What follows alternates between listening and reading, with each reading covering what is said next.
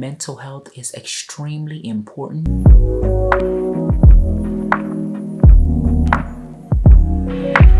So what's up everybody, welcome back to my channel. In today's video, I would like to address the importance of mental health and how I have overcome depression by practicing mindfulness and meditation. So I would first like to start with a little bit of backstory about myself. I have been suffering with anger issues ever since I was a teenager. When I was in high school, I would start fights. I would always get in trouble.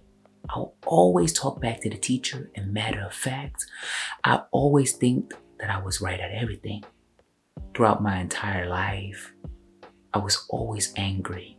I was always sad, and most importantly, I was always depressed. I was easily triggered by anything and everything that people say, which always end up in anger. I didn't know how to address any of those situations, and I didn't know how to address any of the emotions because the only emotion that I had was the feeling of anger that was deeply rooted inside me.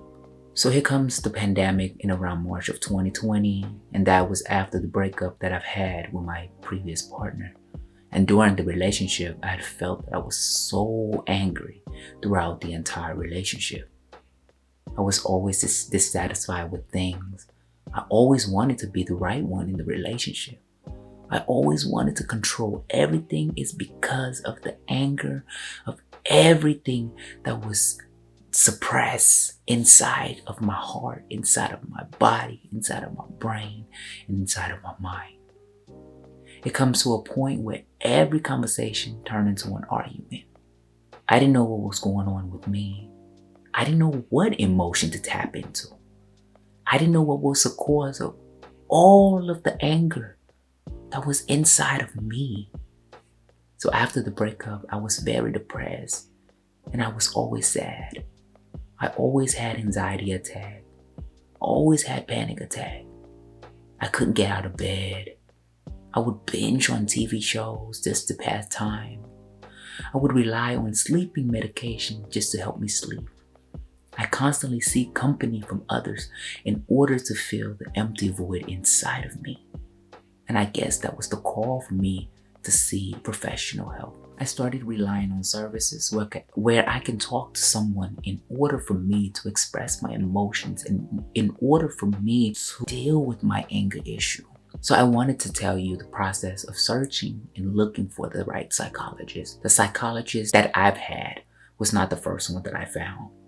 Looking for a psychologist is like looking for a friend, someone that you can talk to, someone that you can vent to, and someone that can give you advice.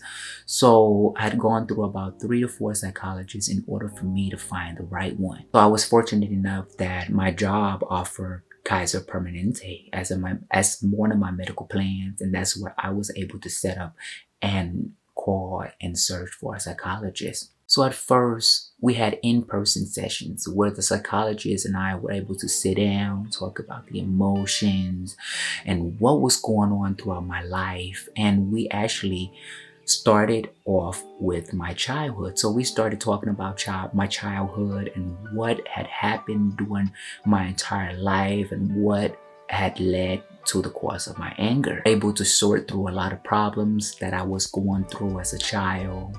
We were able to sort out a lot of issues that I was going through. And also we were able to develop a treatment plan where I was able to see him once a week so that we can walk through whatever that was going on. And also at the same time, he was able to give me techniques that I can learn to cope with the emotions when the emotions arise. So once we started the whole staying at home order, I was shocked. I was scared because I didn't know if I was going to be able to see my psychologist anymore. So I was fortunate enough that we were able to actually set up virtual conversation. I would still express to him that there was these emotions that arise and I didn't know how to deal with them. And luckily, every time I expressed the emotions, every time I expressed the concern that I have, the psychologist would be there and listen to me and help me cope with those emotions so that I can learn to stay with the emotion, observe the emotions rather than letting the emotion take over me. So throughout my journey and throughout the whole session, the whole time of seeing the psychologist, I have actually learned that the anger that was rooted inside of me was actually from the bottle of emotions that I've had ever since I was a child. Then we started to unveil a lot of issues that I've had in the past, a lot of harsh memories that I've had in the past, where I was able to revisit those memories so that I can learn to cope with those memories rather than holding on to them and let them take over me. So a lot of the techniques that I've learned was to talk through the emotion and learn to sit with the emotion and learn to let the emotion go, just like clouds, without identifying with the emotion. So in addition to seeing the psychologist, I came across the teaching of Buddha. So Buddha is a philosopher, and one of his philosophies is a theory of impermanence. He talks about how things are always changing and you shouldn't be identifying with the emotion or your ego, and that our bodies are actually borrowed from the earth and everything deteriorates. So everything goes away. So you shouldn't be holding on to emotion and you shouldn't let the emotion take over you. We should learn to observe and let the emotion go as like season change. I was able to learn different techniques from the philosophy of Buddha, and at the same time, I started tapping into meditation. I started learning meditation slowly by starting off with just, the 1 minute meditation, and then the 5 minutes, and then the 10 minutes meditation. First, it was extremely hard to even sit down and meditate because, I used to be the type of person that would always multitask, jump from one task to another without really sitting down and relax and give myself time to relax. But through the teaching of meditation and also seeing the psychologist, I was able to embrace stillness, and I was able to embrace the fact that I am a human being and that I'm not a machine, and that I need to learn to take care of myself, and I have to learn to be compassionate towards myself so that I won't drain myself physically, mentally, and emotionally. So a lot of the meditation that I listen to is actually from Spotify. I first started with the guided meditation, and until today, I still listen to guided meditation, where the meditation teacher will teach me how to breathe, teach me how to stay focused on my breath, teach me how to remain calm in majority of the time, remain subtle rather than being reactive towards whatever emotions that arise. At first, when I started meditating, it was extremely hard for me because once I started closing my eyes, there were so many emotions that arise. There were so many memories, there were so many thoughts, so many flashbacks that started appearing in my brain, and it was so hard for me to concentrate. But what I have realized is that your brain is a very strong muscle, and that I've learned to not give the brain the power to control me. So rather than listening to the brain, I started focusing on my breath. I started letting go of the emotions and letting go of the thoughts rather than identifying with them. From March of 2020 to July, my entire practice was actually going well, with the learning the philosophy of Buddha, with seeing the psychologist, and also with everyday meditation. Then I got into a really crazy car accident, a near-death car accident where my little brother and I were rear-ended from behind from the freeway. And that was where my mental health actually declined. After the incident, I started getting flashbacks. I started getting so many anxiety attacks and panic attacks every time I drive. Every time I sit in the car, there were so many memories and so many flashbacks. That's when you get hit from behind. All you remember is just the car flashing and flying by you. And that was all I remember. All the time in the car, that was the emotion that I was experiencing. So then I had to take 2 weeks off in order for me to regroup myself, in order for me to reground myself so that I can take care of myself physically and mentally.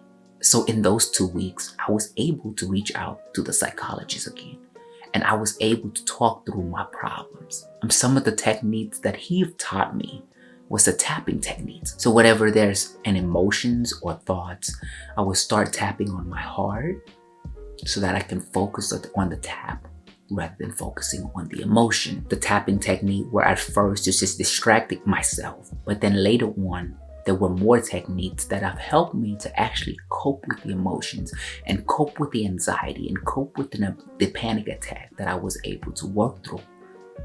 I was able to overcome those memories from the help of the psychologist and also meditation. So the accident was actually just a bump in the road where it tests my journey. It tests me as a person to see where my progress was going. And luckily, I was able to recenter and regroup myself so that I can continue my journey of peace. Until today, I still listen to calm music. So every time I get an anxiety attack or a panic attack, I would listen to calm music.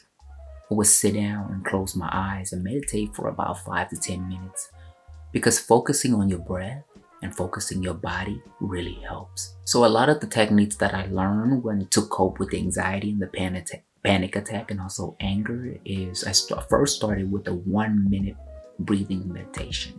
So I have also created a 1-minute breathing meditation where it helps you to calm your anger, anxiety, and panic attack. And please check out the link in the bottom below in the description. I also started with the body scan meditation. So the body scan helps a lot with you understanding what is going on with your body and releasing the tension that you have in your body that you don't even know.